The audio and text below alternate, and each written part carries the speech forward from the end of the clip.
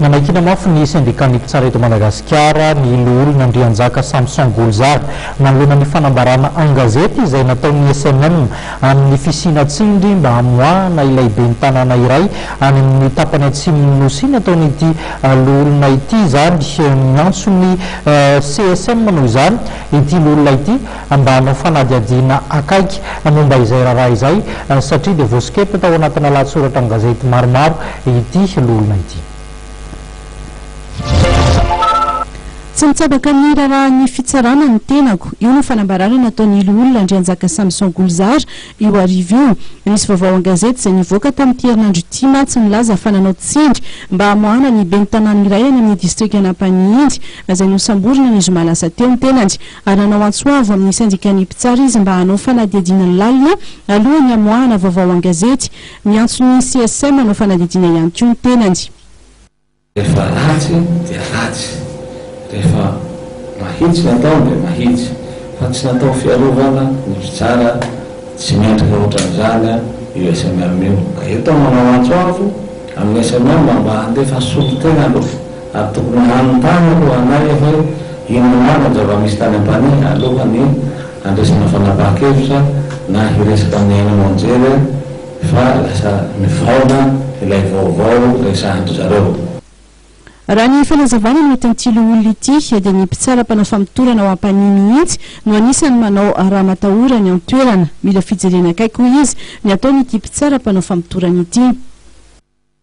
Efa tsy resahana intsony ny mahazo ny olon-tsotra ao am-pania ao no ny afitsokiny eo mpitsara mpanao famitorana io.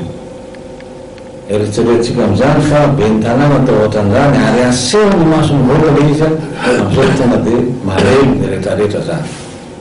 Ka eritseretintsika amin'izany fa izany no mahazo ny ben'ny tanàna ka vao maika avy ny olon-tsotra. Amiako ohatra iray ihany nareo misy raharaha ady tany amin'ny commune rurale Itampolo misy vahoaka maro zany mipetraka amin'ny tany anankiray dia misy olona madama zay zany saka haka an'io tany io tsy nanaiky ireo vahoaka reo nandeha amin'ny fitsarana raharaha nandresy le vahoaka. Ka ireo io madama saky haka ny tany io dia narovany ka juge tamin'izay.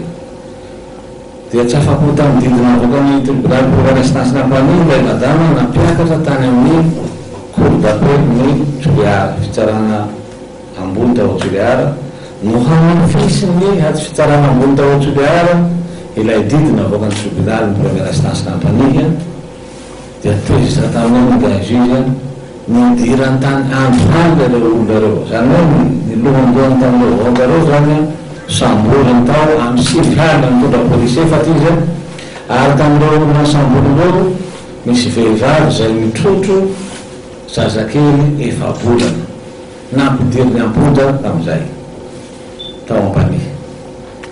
Ka santiona amin'izay resako zay fa voaka tao nareo fa manjaka ny tsindry azolena raha matahora ary araky ny fahinao azy dia niterena nandoa vola ireo olona reo zay tafavoaka ny fonja.